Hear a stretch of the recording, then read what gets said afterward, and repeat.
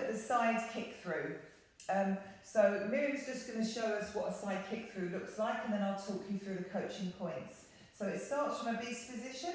So we're going to set beast, and we're going to do a right leg side kick through. And as all things in animal flow, if the right leg is coming up, usually the left hand is coming up. So we're going to do a right leg side kick through. So set beast, right leg side kick through. Lovely. And return to beast. Great. Okay, and rest. So we'll talk through this in stages. Now it's really important that you start in a really good beast position. So you need to make sure your toes are tucked under, your hands are under your shoulders. And what we're going to do it in 2 stages. So first of all, we're just going to come to the first stage, and we're going to be looking at this base foot here. And think of it like your toe is the accelerator and the heel is the brake. So what we're going to do, we're just going to do the first stage. So we're going to start the right leg front side kick through. So we're going to lift right leg, left hand, and we're going to come round until this base foot here is at right angles to that hand, and come back. So this is a little bit like your underswitch. So just practice that to start with. So again, I'm just going to talk you through that this base foot here, you're going to push on the accelerator.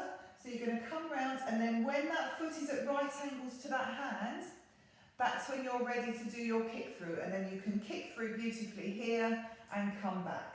Lovely, really good. Okay, so now we're going to actually do the kick through. Now the idea of the kick through is that that right leg's going to come through, and you're going to stretch it as long as you can with a really pointed toe along that mid-line, right in the middle of your body. The hand, which we'll look at from the other angle in a minute, the back of the hand is against the cheek, and you're pulling this shoulder as far back as possible. So let's just look at this one again. So we're going to do a right leg side kick through. So we're going to set beast and right leg side kick through. What you'll see here is this shoulder has come forward, that foot is at right angles, and the leg is as low as possible, and return to beast. Lovely. And rest. So, providing that you have no shoulder injuries, what you should find when that foot comes through is that this shoulder will rotate a little bit and come forward. If you have any shoulder issues whatsoever, then make sure you keep it straight, and what you'll find is that your foot will be slightly higher, and we can work on it. But if you have any shoulder or back injuries at all, it's probably worth talking to the coach about this before you do your animal flow anyway. So let's talk about those coaching points again. In fact, this time we'll get Miriam to have her head towards the camera. So this time we'll do a left leg side kick through. So it's going to be the left leg and the right hand that come up. So we're going to set beast. And then we're going to do a left leg side kick through. So the left leg comes under, it points out beautifully, and you want to try and have as long a distance from that elbow and that pointed toe as far as you can, and really stretch out that flexor chain and return back to beast and rest.